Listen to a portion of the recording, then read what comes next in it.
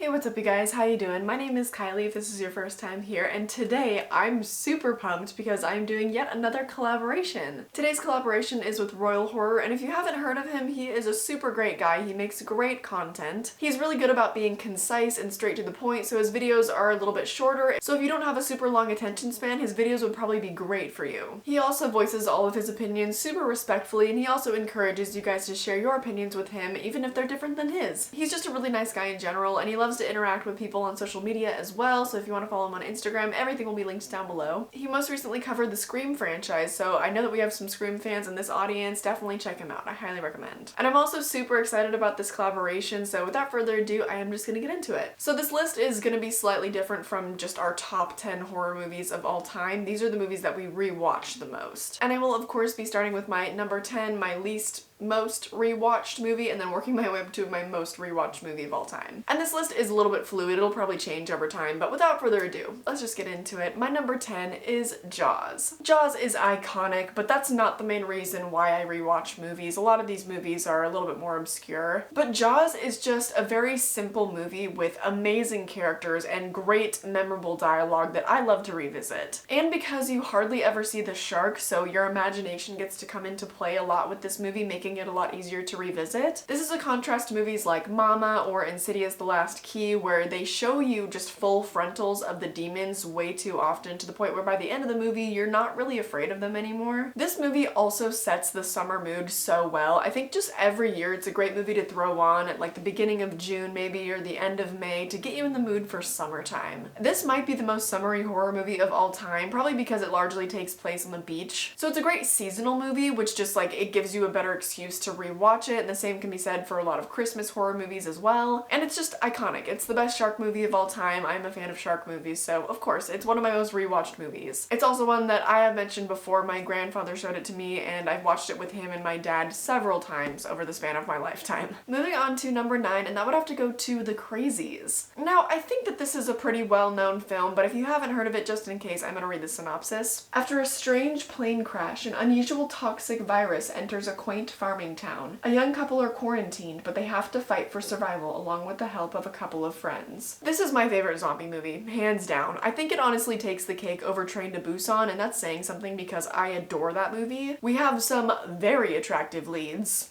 right here.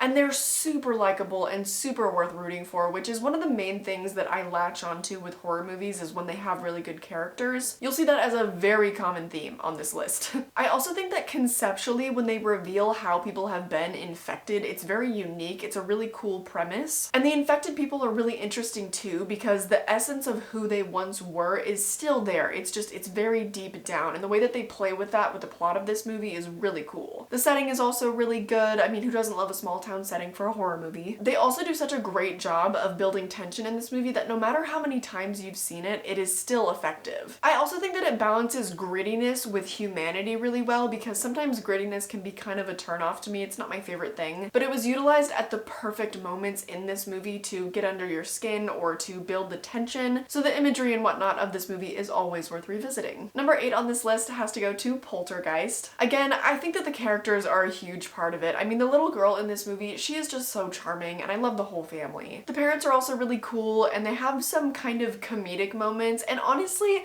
the more you rewatch this movie, the more it kind of feels like a dark comedy. And that's partly because some of the horror elements haven't aged the best, or we've just seen it so many times that it kind of loses its fear factor. Like the face melting scene, I just think that's awesome now. I love the practical effects, and also the clown, of course. I find that humorous now, but as a child, it obviously terrified me. And that's kind of the thing, like when you have horror movies that you've watched since you were a child, once you've seen them so many times and become desensitized, you learn to just sort of laugh at it. I would consider this to be one of the best haunted house movies, and honestly one of the ones that I think is the most derived from, which is just a testament to how brilliant it was. But the whole native burial ground plot device hasn't aged the best. It's not the most culturally sensitive, but for the time, you know, it was a great twist. And the final joke of the film is hilarious. If you know, you know. Moving on to my number 7, and that goes to Dark Skies. Yes, wow. One of my favorite alien movies of all time. Again, for very similar reasoning to all the rest of the movies on this list. We follow a family as they're more or less haunted by aliens. I think it's a really unique take. And I do love family horror movies, particularly when young children are involved. They just inherently up the stakes because young children have so much more life left to live, and it makes the movie more scary. And the performances of this movie are brilliant. It's a great cast. Also, nothing about the buildup of this movie is too intense. It's not very in your face. It's very subtle but very effective. The horror elements associated with the aliens as well are very unique and highly disturbing. And I think it's just such an underrated film because also if you strip away the horror elements, if you strip away the aliens, it's still a very impactful and believable family drama movie. Their relationships and the struggles that they face together as a family feel very real, and it also makes them a lot more relatable. It's an amazing movie. I tend to recommend it whenever I can. It'll probably show up on a lot more lists on my channel in the future because I just think it's underrated and I love alien movies. Speaking of, up next at number 6 would have to go to Signs. I mean, it's a classic, honestly. I think it's the best M. Night Shyamalan movie. I've mentioned it on my channel before. It's also another one that my grandfather showed me, the one that we've watched many times over the years. In fact, I think that the only times that I have seen it have been with him, but that just kind of goes to show how much we love the movie because it's still one of my most rewatched horror movies of all time, and I've only ever watched it with him. And again, I don't know exactly what it is about family horror, specifically family horror involving aliens, but here we are again. It's a very specific subgenre that I just love. And with this one in particular, yet again, this cast has so much chemistry, which is kind of rare when you have children that are so young, but this family and their issues feel so real. They're dealing with the death of the mother, and the father has lost his faith in God. So again, when you strip away the aliens, it's a very compelling family drama, and you're really invested in these characters. I also love the subtle, non-linear nature of this story. We have quite a bit of flashbacks that provide exposition, and everything ties together so nicely with the climax. This movie is just so well written. The jokes always work, the tension that's built up always works, and the characters are all lovable in their own quirky kind of ways. Just overall a brilliant movie involving one of my favorite things, aliens. Up next onto number 5, and that would go to Insidious. I kind of want to lump this one with part 2 as well, so I'll say Insidious 1 and 2 both fall at number 5. And you know what? Here we go again. Here we go again.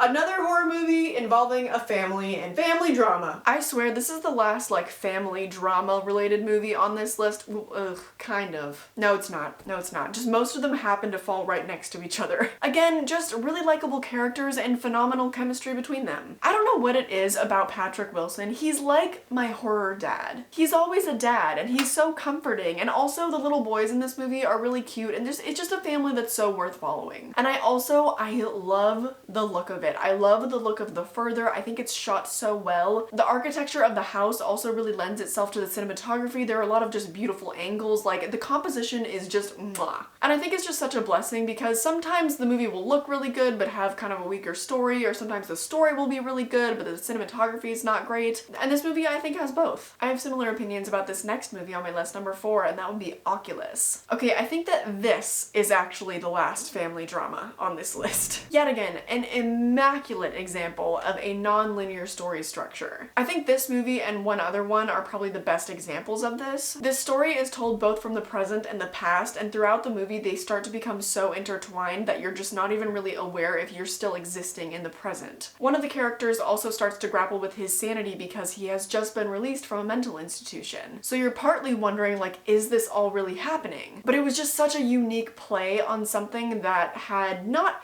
really been done before. Like, we've seen Bloody Mary, we've seen Candyman, which is like when you stare into the mirror, but now with this movie, it's actually the mirror itself. I also think that the performances of this movie are amazing, and they might not be the most likable characters, which is typically what I latch onto with movies, but their performances make up for it. And I think that majority of the scares in this movie also work really well. There is a surprising amount of really effective body horror, but none of it really like goes over the top. I think it has a slight subtlety to it that kind of just lends itself to the tension tension. Most of the tension really comes from these kids being super isolated and not having any help because even their parents are being manipulated by this mirror. I also love the set design, I love the look of this movie, so it is always worth revisiting. Okay, moving on to my top 3, and my number 3 would have to go to Phoenix Forgotten, another extremely underrated gem. This is definitely one of the best movies on this list. I cannot believe how much I love this movie. I obsess over this movie. But like I said, it's super underrated, so if you're not familiar with it, I'm gonna read the synopsis. 2 decades after 3 teenagers disappeared in the wake of mysterious lights appearing above Phoenix, Arizona, unseen footage from that night has been discovered, chronicling the final hours of their fateful expedition. It's also produced by Ridley Scott, and this is a found footage movie, and I love found footage when it's done well. This is also yet again another prime example of how a non-linear story structure can lend itself to the tension and the story that they're telling in the movie. And aliens. There are aliens in this movie, and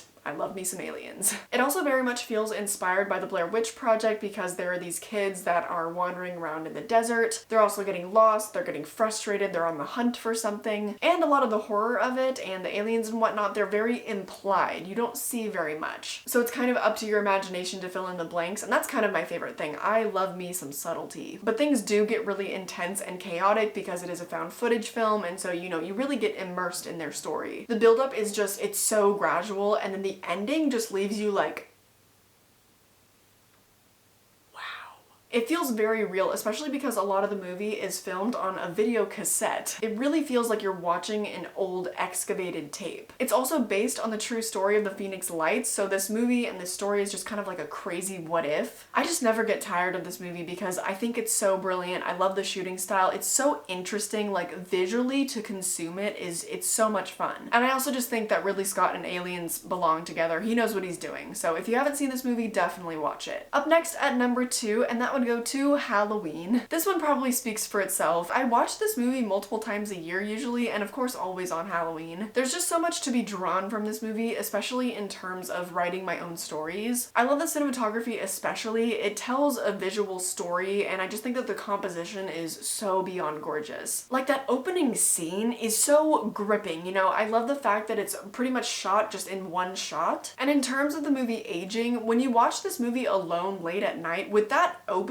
scene, like, this movie is still so extremely unsettling, I think because of the way that it's shot and especially because of how much Michael stalks in this movie. I think that's one thing that is just, it's so lacking from a lot of the rest of the Halloween franchise because I love the stillness of Michael in this movie, the way that he stalks his victims, the way that he shows up to the school, the way that he is always driving past people, like he's ever present. And it's also an extremely easy watch, like the story is so simple, you know? It's just easy on the brain and it looks amazing. Not to mention, I do love Laurie Strode. I think that their fight scene at the end is just so iconic and it's shot so beautifully. The 70s vibes are also immaculate, like with the wardrobe and stuff. I think it's just like an indie horror time capsule. But yeah, I mean, that one basically speaks for itself. So moving on to my number 1, the horror movie that I have seen probably the most times out of all of these in my entire life, and that would be The Ring. Now, okay, I've talked about this movie a fair amount of times because not only is the story so well crafted, you know, it's a mystery, all the puzzle pieces fall into place so nicely, the writing is amazing, but the movie itself is also just so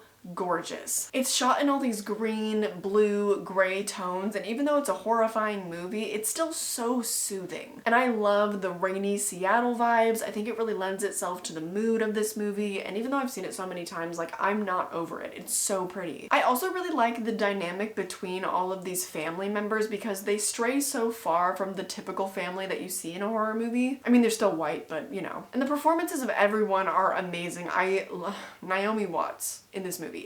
Wow. But also the kid that plays Aiden, he's like, okay, he inhabits this aura of maturity that makes it seem like there is a 40-year-old that is trapped inside of a 7-year-old's body. And for some reason that works so well. Like, it's so eerie. Anyways, it's just a gorgeous movie with some of the most amazing cinematography that I have ever seen. And it's more like watching a moving art piece than anything else. Like, this movie could just be displayed in a museum. The brilliant story and writing are just kind of a bonus. So that does it for my top 10 most rewatched horror movies, but I do have some honorable mentions as well. It from 20 2017 is one that's really fun to rewatch. I do kind of like it less and less every time I rewatch it, but it's still a lot of fun. Next would be The Woman in Black. I think this movie just has one of the best settings of any horror movie of all time, maybe. And that reminds me, I am cultivating a list right now of horror movies with the most immaculate settings. You know, like horror movies that really transport you. So if you have some horror movies that have amazing settings, let me know. Up next would be Jurassic Park. I don't know if this really counts. Sometimes it's just considered like an action movie or just like a creature feature action. I don't know. But that's one of my favorite franchises as well. I am going to cover that at some point, I think. And then of course like Child's Play and Scream and some other iconic titles that, you know, the ones that just obviously are always worth rewatching. But that does it. I really hope that you also check out Royal Horror's channel. It'll be linked down below as I mentioned earlier. He made the same video and I'm really excited to see the movies that he chose as well. But to wrap it up, if you would like even more content from me, I have been making daily vlogs on my vlog channel and that's been really fun. You guys have been responding really well to them. I also make bonus content for my Patreon if you'd like to support me, and if you join the first tier, you can also get early access to all of my content. But that's it for me. I hope that you enjoyed this video and I hope I catch you in the next one. Bye!